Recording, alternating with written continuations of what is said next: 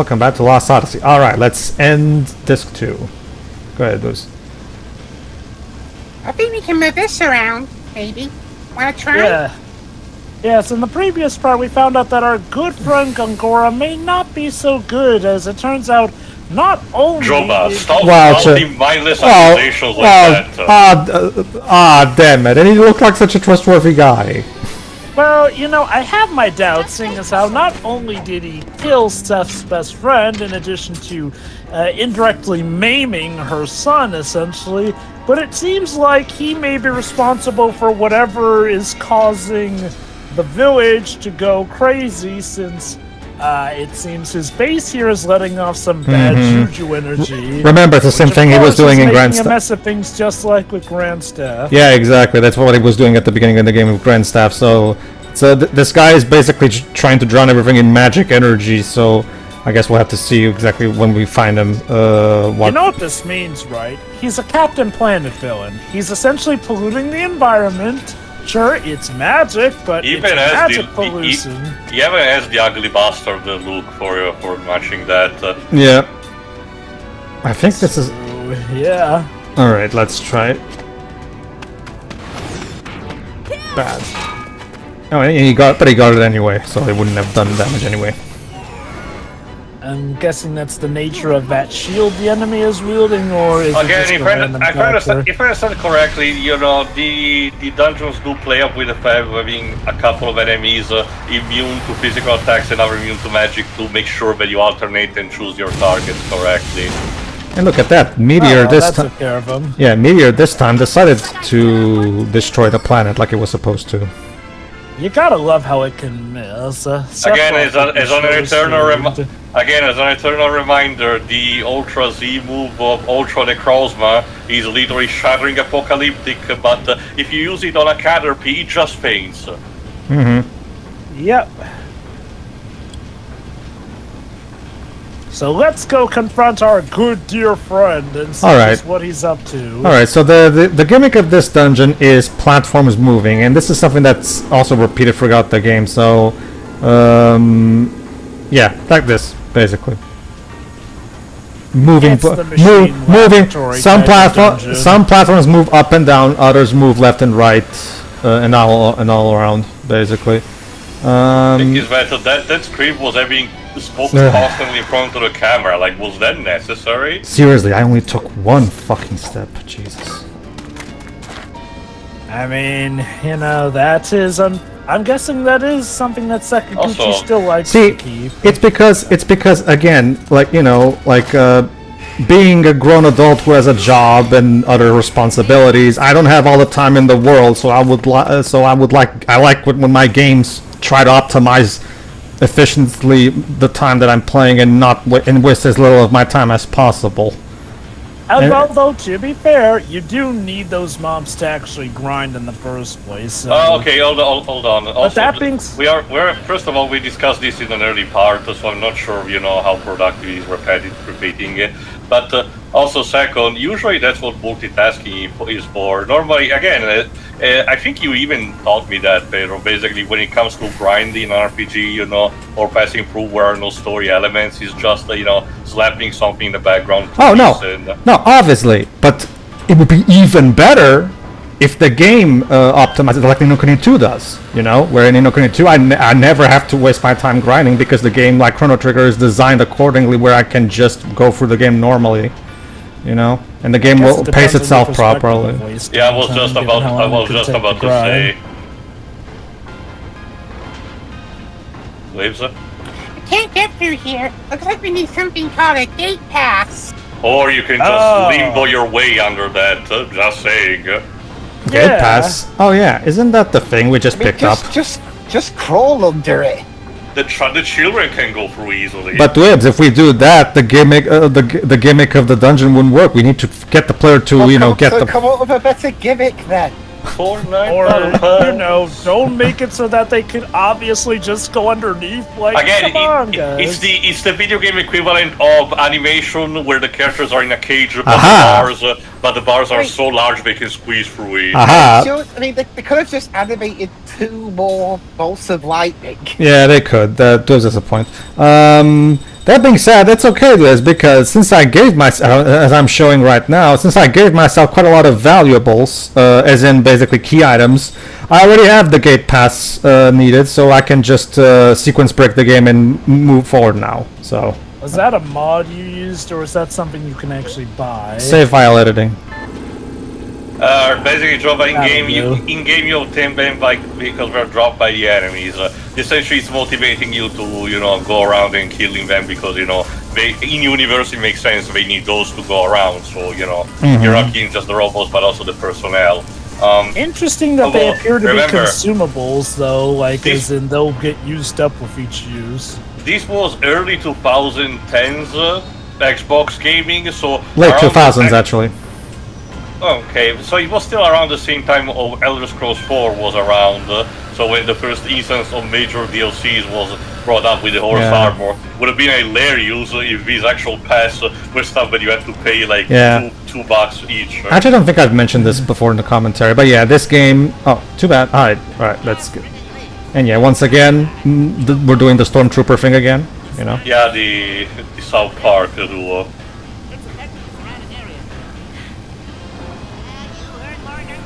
Shame neither of them are called Kenny. Like I said, they resemble more Terrace and Philip with their banter. Oh my god, they killed Kenny. You bastards. That's the thing, apparently they haven't done that joke in a while. No, they... Well, okay, well... Trey Mac decided to shoot the gang. Well, there's actually... There's a plot reason as well. There's basically... Oh, hold on, cutscene. Gongora, what is happening to you, buddy?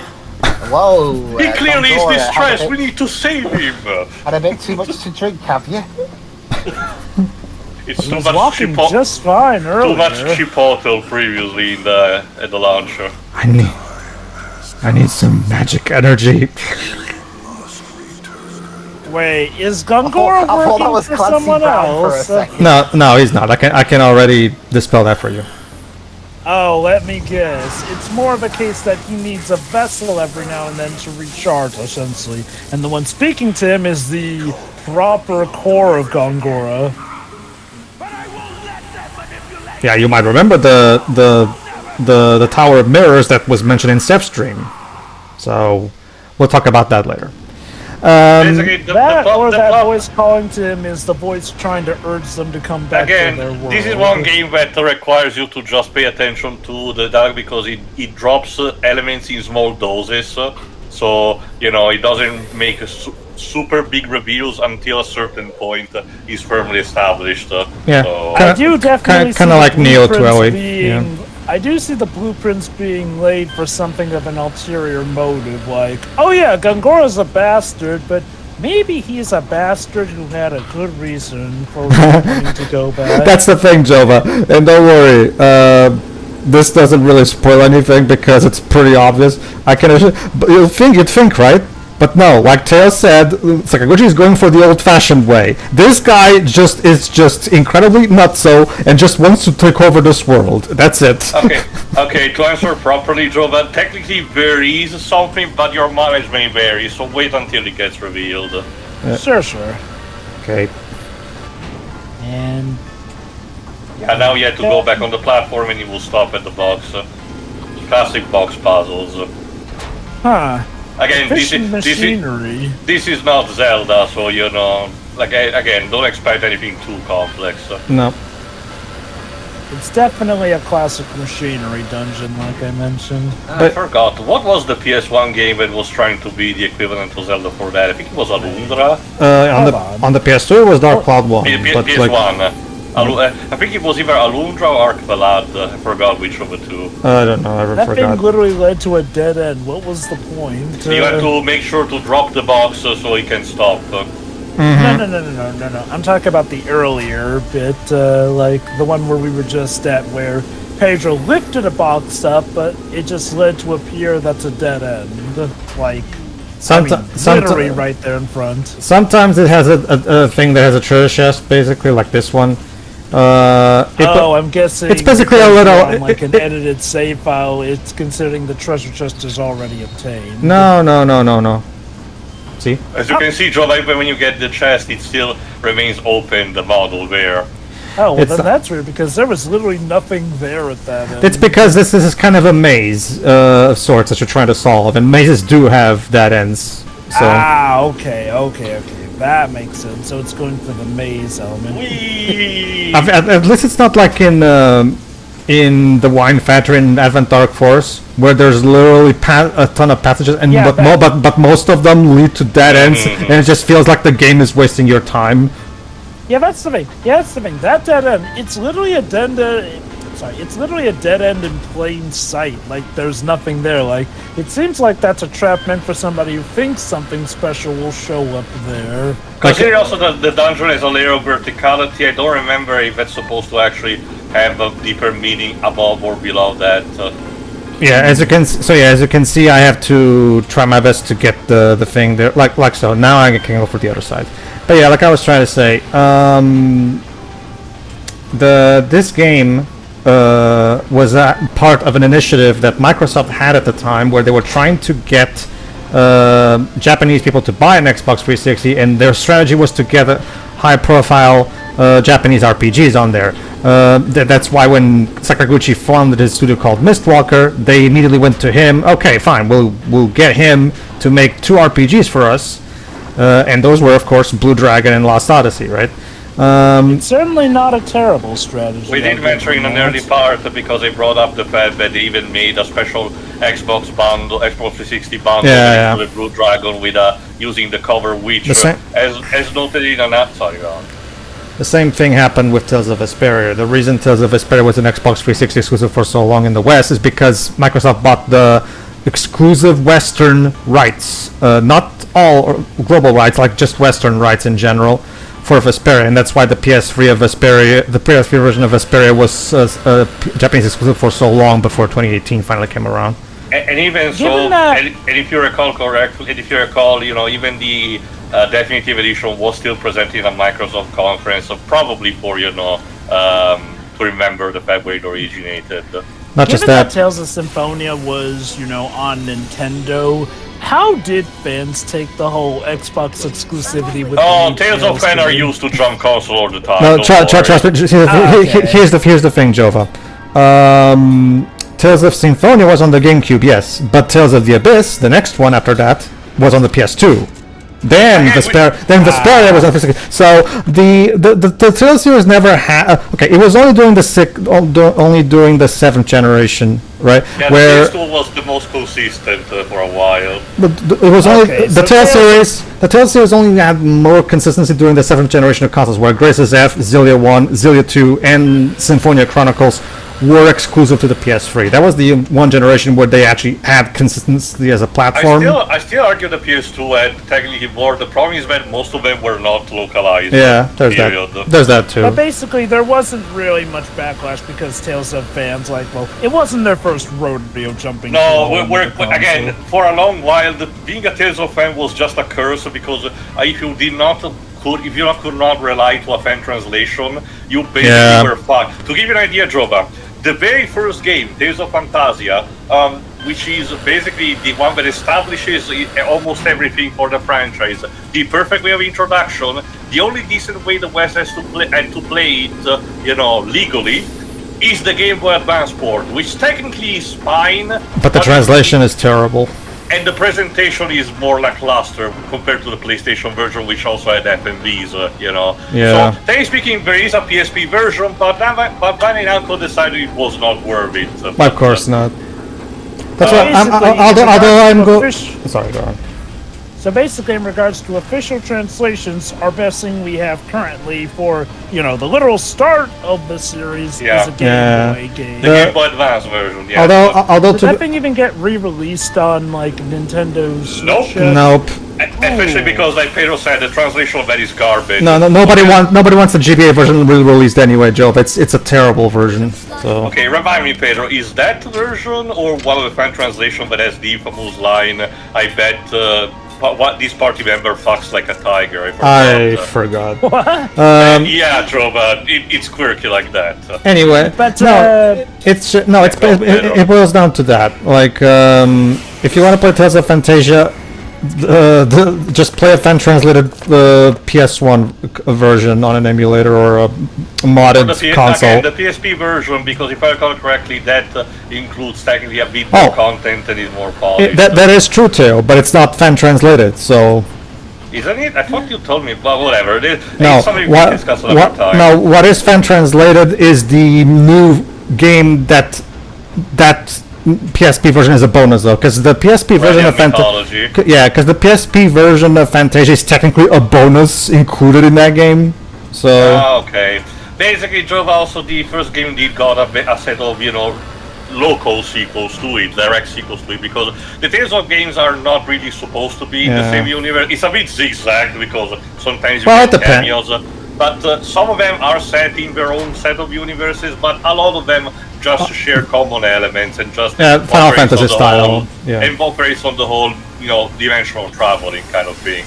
No, like the thing. No, but although to be fair, Tomizawa, the current head of the Tales series, he recently announced the 30th anniversary remastered project where they're going to re-release Tales games.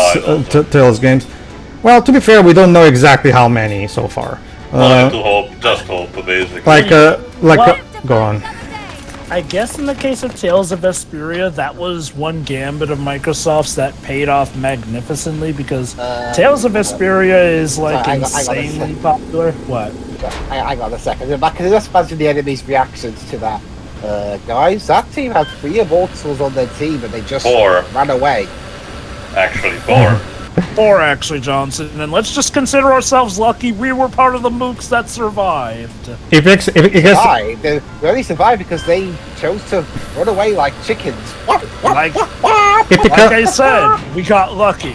That's why I'm using the turntail ability to run away. Those because again, trying to constantly go back and forth, pushing switches and going through platforms, while at the same time dealing with highly frequent random battles can get annoying. Meanwhile, the enemies think you're chicken. Yeah, this is why I far prefer the blue dragon method, where the monsters are just visible We're about to get a cutscene soon, Java, so I'll tell you later, about more stuff about this when it's less relevant for the game. Sure. There's still going to be a lot more passages. Oh my God. Who turned the Vaseline filter? Holy shit! Yeah, I know, right? I guess that's supposed to be Steam or something. The sad part. Well, on the topic of Tales of, here's another thing. Even as far back as 2017, this was still going on, because one problem with Tales of Berseria is that some scenes and locations in that game for some reason have a blurry filter like this, but most of the game doesn't, but some do for some reason. It's weird, but whatever. Is there steam there or smoke?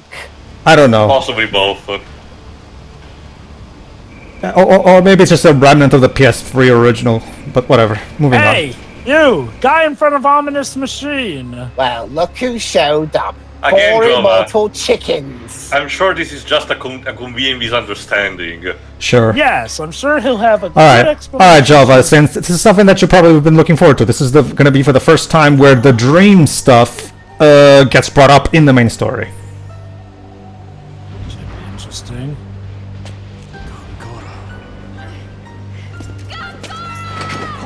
Yeah. Just a second. See? Just how are you going to do that when he's also an immortal? Yeah, that raises a good point. You'll just be trapped like we were before. Sir, you got it wrong. It was you who killed the Neira. No, it was you, Gongora! My dear friend, did you not realize that the presence of your son was condemning the Neira's spirit to a prison of loneliness and isolation by degrees? Class A act and victim blaming. Don't listen to himself, yeah. Madness ate away at him. You had no choice but to kill him. When your blade pierced his heart, it may have just as well pierced your own. No! I didn't kill him! You did it! Not me! Don't even give it a thought. Shut it out of your mind. What about your orders, It's a bit Lieutenant tricky. Argonaut? I mean, we all saw the dream, so The memory you yeah. erased has returned. Oh, really? That was clever. Realizing that even death couldn't compare to the pain of being unable to remember. I might as well have been dead these past 30 years serving as your agent. Those 30 years weren't so bad now, were they? I merely made the best use of your abilities. It was dirty work. Huh, it suited you. There had to be a reason for us to come to this world in the first place. That includes you.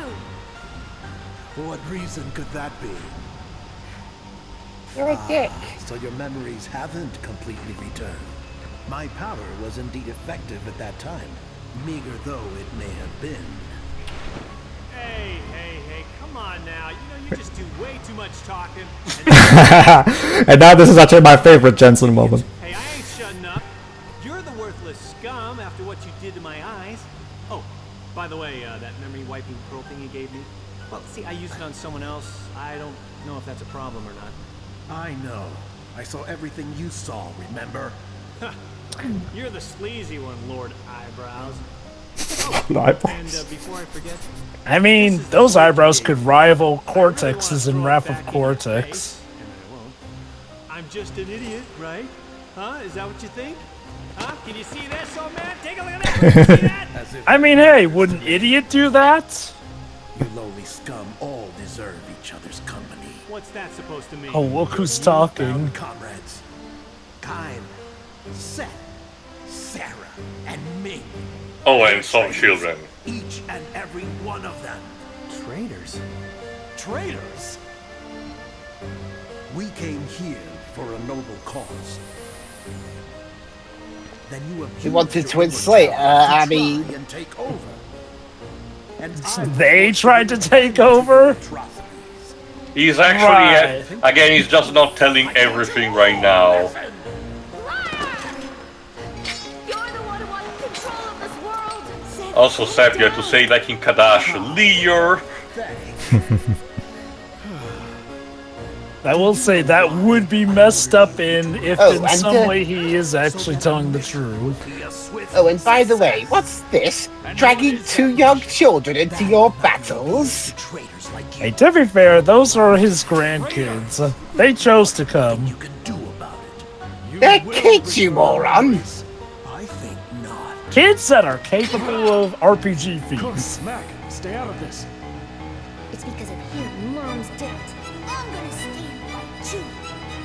Fair enough. Kai, Sarah, these are your grandchildren. I'll kill them as I killed your daughter. Piece of shit. I'm even more powerful. I mean, Can't you with a tell kid by like the that, how can you not glorious- be an arsehole? Locked away, leaving you. He's confident because of how spiffy And his boss Matsu man thought is. it was best to convey his evilness by using a cowbell. Yeah, a cowbell and what sound like marachis. Yeah, I mean, well. if somehow they make a video game out of this, because I mean they are making a video game film / TV show based on a really obscure Sega title, so also Odyssey at this point, and they're going to get Christopher Walken to play this guy. Yes! Stupid now as you were 30 years That being said, I will say this boss theme rules. It does. Oh yeah, no, I love it.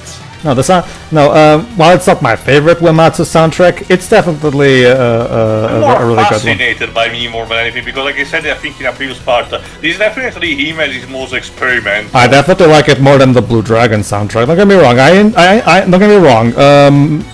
The boss theme in Blue Dragon is laughably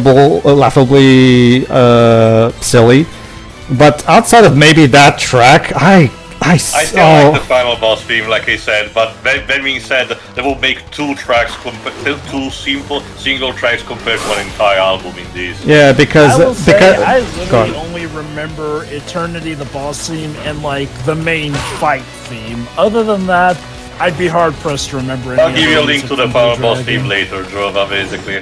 But yeah, that also begs the question.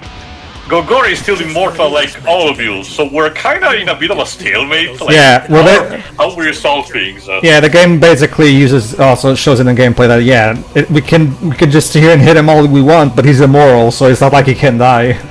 I mean, if you ask me, an ideal situation would be pin him down by stabbing, you know, his arms and legs with the swords. But what do you know? Can we just cut his head off?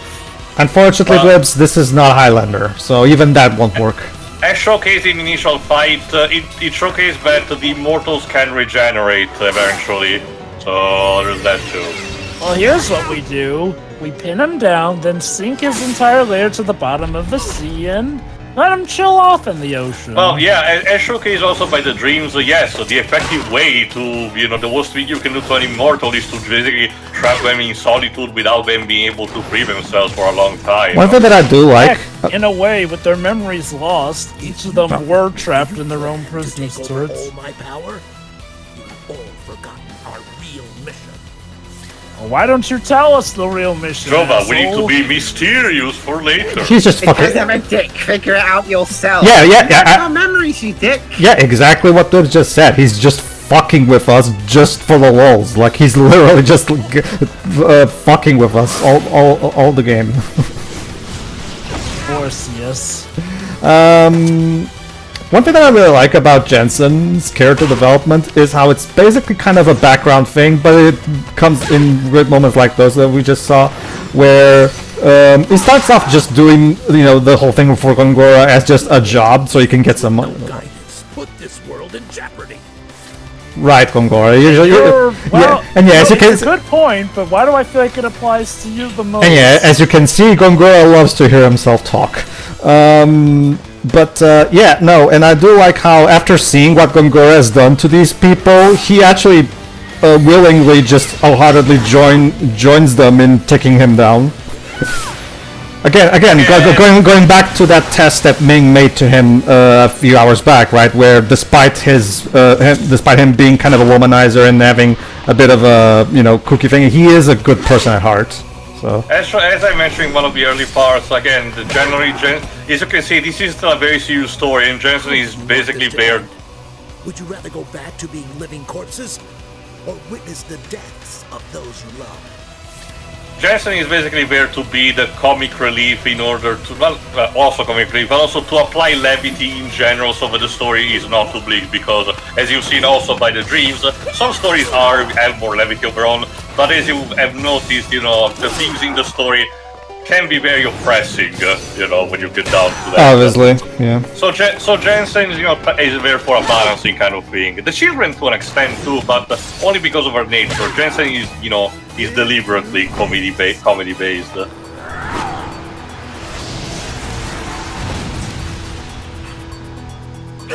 And there you go. Yes, that's just like at the end of this one of Final Fantasy 9. Yep. So what now? Is he gonna wipe our memories again? Meanwhile, meanwhile, Tolton just wanders in. You see, they tried to attack me. Well, actually, too. There is no cause for concern, Majesty. Right. See? You see, Prince, you have nothing to fear. You can trust Gongora every second of your life. Two of these are children. Attributes? And one of these is literally the man that I hired. And also the Queen of Numara. Yeah. Is aware that Numara is preparing to attack Ura. Okay, he's technically telling the truth about that, given what, you know, Dick Heihachi is planning, but that's only by circumstance. No. I came to tell you all the essential components have been loaded.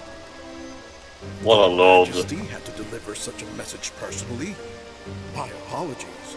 My people should have done that. It would have stopped you from seeing something unseemly. I see. Well then, let us be off. And what of them? Leave them. It won't matter. Oh, you know, they're just assassins. Let's just leave them on the floor where they can wake up. We cannot allow such treachery, even from children. Yes, the kids were in on it too. Okay. And then it turns out the kids were involved. Yeah, that's my next plot part of the script. You see, the kids were actually the ringleaders of it. You and the staff will sink into the sea. What did you say? Well, Wait. Is he actually gonna do what I suggested? Sink the entire thing into the sea? Yep. Yep. I mean, dude, against you, I get that, but don't you think that's a ton of resources that may just be... Well, to be Jova. fair, Jova, what part of is an immortal you don't understand? Not just that, Jova, but let me ask you this: when has Gongora ever done anything in a subtle way? Exactly. Why start now? Exactly, Jova. How is this guy not a much more popular video game villain? Like, remember, Joe. Remember that because this is a Japanese RPG that's exclusive to the Xbox consoles. Which, let's face it, they don't like. The JRPG community wasn't exactly very present in the platform, and even though it's now available on Xbox One and the Series consoles, it's still not exactly something that is. You couldn't even wait until you were secluded to laugh maniacally. Sometimes, Jova.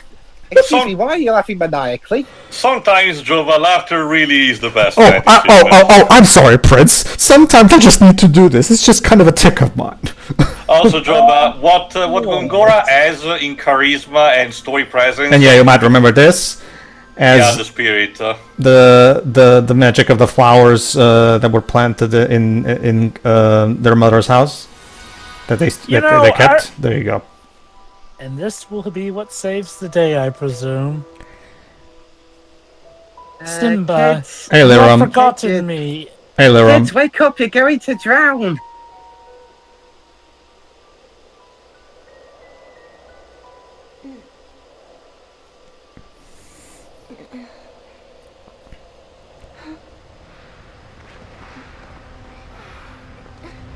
And I guess that woke them up earlier than the others. Basically healed them up. Mm-hmm.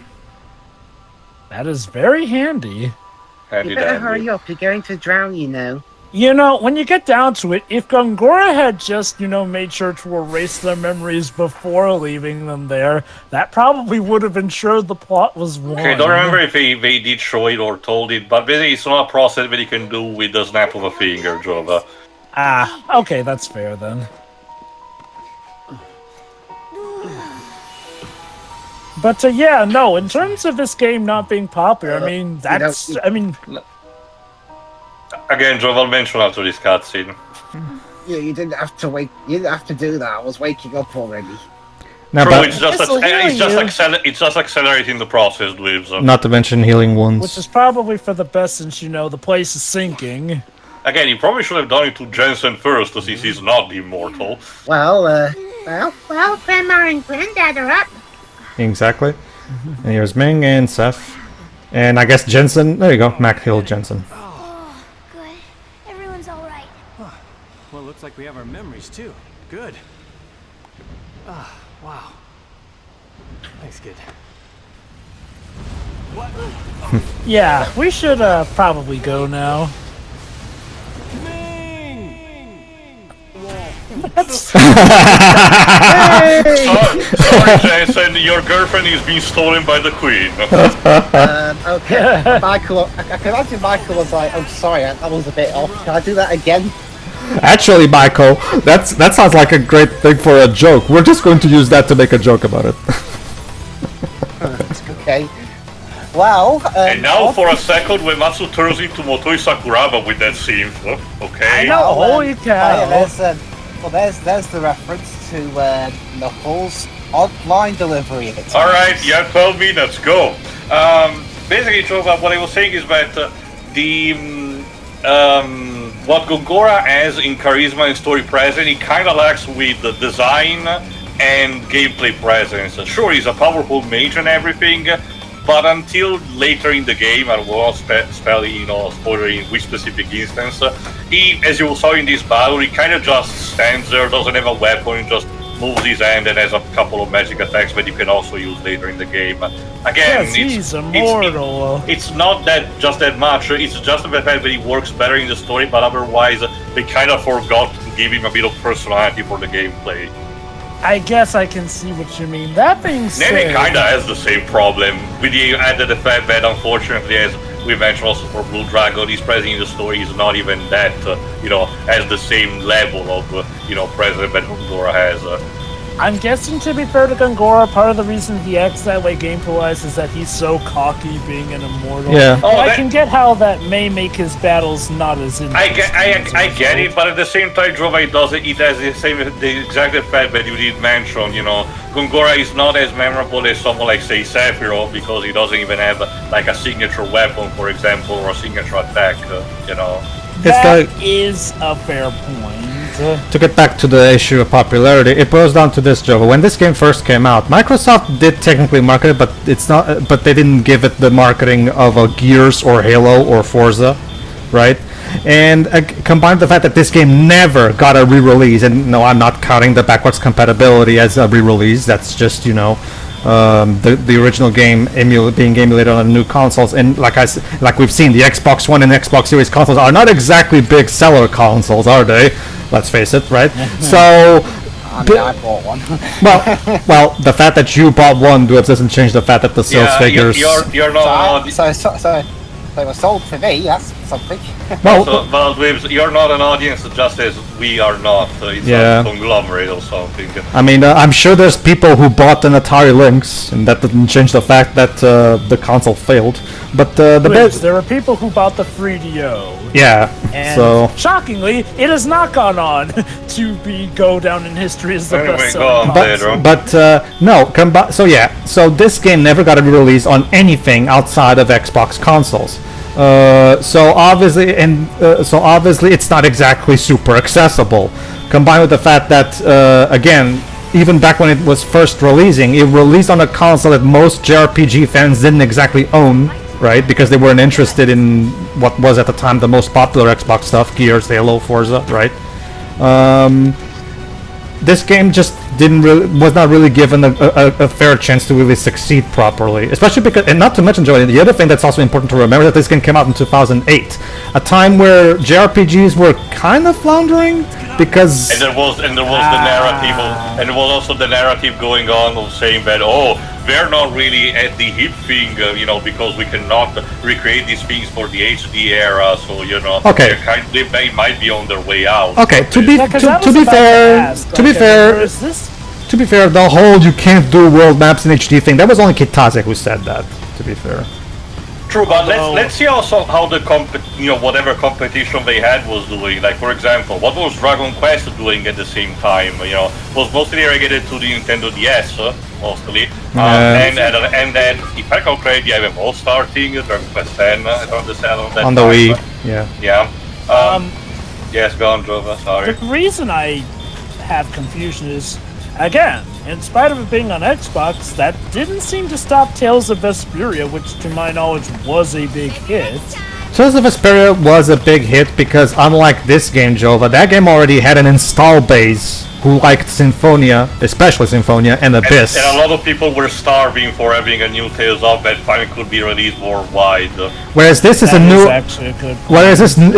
IP. Yes, Microsoft counted on only one thing: the fact that it had Sakaguchi and Uematsu's name on it. Which, again, that's a good thing to have. Like that's still better than what Square Enix gave to Neo 12, for fuck's sake. The basic point is, Joe, is that the only way this game would probably finally get a bigger audience would be if it had a big re-release on multiple consoles. The problem is Microsoft will probably never do that because they don't give a shit about this game. I argue just a PC port would be fine, even if it's just on the Microsoft Store, which, let's be fair, it's not happening, technically not happening just there, because if this game gets re-released, it's gonna be, both Microsoft Store and at the very least Steam, if not also Epic Game Store, that definitely could help alone. I'm just not seeing these happening on a PlayStation, considering in terms of priority on what Microsoft could consider to be put on PlayStation. I will say that trying to sell a product on the recognition of a certain... Hello, alright, we forgot about you. Thank goodness you're alive. Well, that's the voice you're going for? Okay. Jump! So, that was a minor character, I guess, so I'm not too bothered by it. All right. I guess. And there we are. Hey, you forgot me! We've now destroyed 2 staffs. Wait, I'm still on board! And also a fuck ton of fishes and corals just had a very bad day. Down goes experimental side, I guess staff this means to that the bottom of the village sea. will hopefully be healed. Well, at least it's not an oxygen destroyer. I wouldn't consider that, Jova. Remember, magical discharge. And because of the magical discharge, it freezes the water. And now we can change discs. Would you like to save your game first, though? Nah. And that is it, ladies and gentlemen. That was the end of disc 2. So yeah, we failed to defeat Gongora. Oh, what a shock! Halfway into the game, you're telling me we didn't take out the big bad final boss? Yeah, unfortunately, we forgot one important detail. That guy can't be killed. So what now, ladies and gentlemen? So I will say one. Go on. I was gonna say one thing I noticed that's different from games of this particular and games of back in the PlayStation era is like. From my experience, games of the PlayStation era definitely made a big deal when you were at the end of a disc. Like, they made, like, near the end of the disc feel like it was, like, near the end of an episode or anything. Whereas games in this era felt like they were much more abrupt with endings and just saying, oh, this happened, but in the next disc. Whereas, say, compared to Final Fantasy VII, where, oh, the first disc goes in, like, you know, after this big moment where we're rallying the characters back up, and we even had a cool visual to symbolize that we were switching over to the disc, essentially. It depends on the game. Like, some games do, like, for example, like Theo said, the Final Fantasy IX's Disc 1 ends at what seems to be like a big, hopeless moment where we lose, right? So it has that cliffhanger type of feel to it. But sometimes it becomes a bit difficult for developers to try to pace the story with the disc swaps in mind. So sometimes it becomes okay. Let's just make the story and try our best to make a good disc swap moment. But at the same time, we're not going to harm the story, just change things unnecessarily just because we want a cool disc swap moment. You know. All right. Yeah, that's fair. All right. So that being said, so far I will argue this game had a good okay, I will argue the first disc ending of this game was just kind of random. Like we find Lyram's flowers and powers, and then the disc 1 just randomly ends. This, on the other hand, this feels like a much more appropriate spot to end the disc, where it's basically like a big, oh my god, what are we going to do now type of moment. So this one works better. All right, see you for the next part, everybody, where we start disc 3. See ya.